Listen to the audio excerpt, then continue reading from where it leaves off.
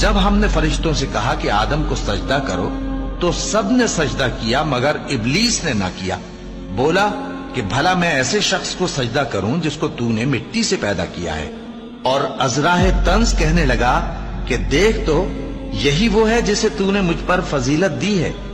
اگر تو مجھ کو قیامت کے دن تک کی مہلت دے تو میں تھوڑے سے شخصوں کے سوا اس کی تمام اولاد کی جڑ کاٹتا رہوں گا۔ اللہ نے فرمایا یہاں سے چلا جا، جو شخص ان میں سے تیری پیروی کرے گا تو تم سب کی جزا جہنم ہے اور وہ پوری سزا ہے، اور ان میں سے جس کو بہکا سکے اپنی آواز سے بہکاتا رہے، اور ان پر اپنے سواروں اور پیادوں کو چڑھا کر لاتا رہے، اور ان کے مال اور اولاد میں شریک ہوتا رہے، اور ان سے وعدہ کرتا رہے، اور شیطان جو وعدے ان سے کرتا ہے سب دھوکا ہے۔